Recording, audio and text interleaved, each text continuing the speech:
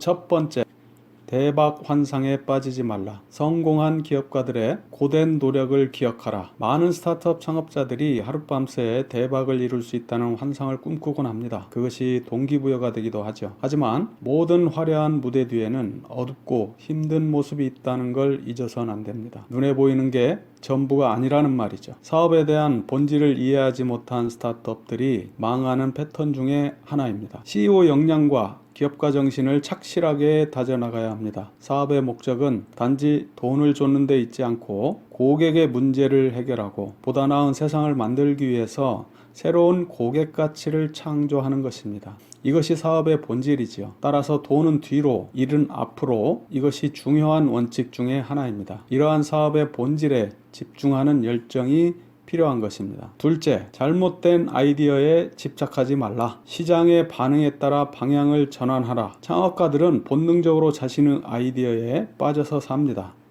이를 비난할 수는 없습니다. 이것이 창업이라는 도전에 나서게 하는 본질이기 때문이죠. 그러나 자신의 아이디어가 잘못된 결과를 초래하면 얼른 방향 전환을 해야 함에도 그렇지 못한 경우가 상당히 많습니다. 자신의 아이디어가 시장의 요구에 부합하지 않을 때에는 서둘러서 방향 전환을 하거나 잘못된 아이디어를 개선시키는 것이 필요합니다. 수익성이 없는데 자신의 아이디어를 너무 사랑하는 경향이 있습니다. 그러나 회사를 유지할 만한 수익이 나지 않을 때에는 아이디어를 수정하거나 아예 새로운 방향으로 사업 전환을 할 필요가 있습니다. 셋째, 모든 이들을 다 만족시키려 욕심내지 말라. 모든 이들을 다 만족시키려는 것은 회사를 파산으로 몰고 가는 가장 확실한 길입니다. 죽도 밥도 아닌 제품이나 서비스가 되고 마는 것이죠. 시장은 가장 뛰어난 제품과 서비스에 가장 비싼 가격을 지불합니다. 그저 그런 제품이나 서비스에 대해선 그저 그런 가격만을 지불할 뿐입니다. 가장 뛰어난 제품을 만들려면 고객을 세분화하고 특정한 고객의 특정한 요구에 부응하는 제품과 서비스를 만드는 것이 중요합니다. 이것이 고객 세분화 전략이고 차별화 전략이죠.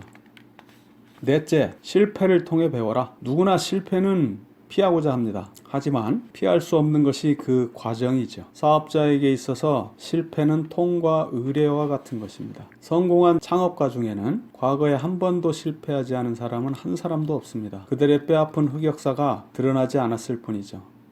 어느 수준이든 성공이라는 걸 얻기 위해선 크고 작은 실패를 맛보게 되는 것이 필수입니다. 여기서 중요한 점은 그 실패를 어떻게 보고 대처하느냐 하는 것입니다. 이것이 성공한 사람과 실패한 사람의 분명한 차이죠. 어떤 창업가는 내 생애의 가장 큰 실패는 나에게 가장 큰 학습 곡선의 경험을 안겨줬다고 이야기합니다. 가장 큰 배움은 사업의 실행 과정에서 얻어진다는 걸 잊어선 안 됩니다. 다섯째, 너무 서두르지 말고 무리수를 두지 말라. 모든 실패의 뿌리에는 무리수가 원인입니다. 물론 사업가가 인생에 한 번쯤은 모든 걸 걸어야 할 때도 있습니다. 하지만 그게 지금인가 하는 것은 생각해 봐야 할 일입니다.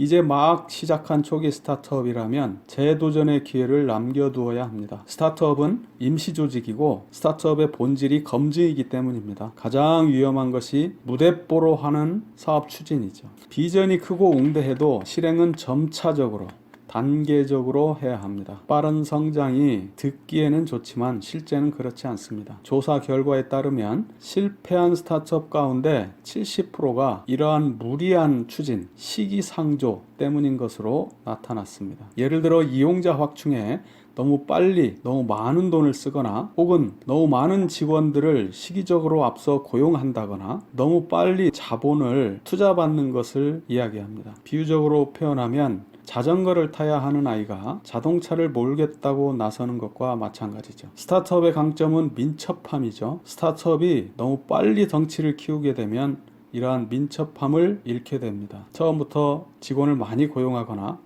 특정 제품이나 서비스에 과다한 투자를 하게 되면 매몰 비용의 함정에 빠지게 됩니다. 너무 큰 규모로 투자했기에 애착이 생기고 포기하기도 쉽지 않아서 다른 방향으로 전환하기도 어렵습니다. 그렇게 수렁에 빠져드는 것이죠. 그러니 절대 서둘러서는 안 됩니다. 어린아이처럼 처음엔 기고 그 다음엔 걷고 그 뒤에 뛰어야 합니다.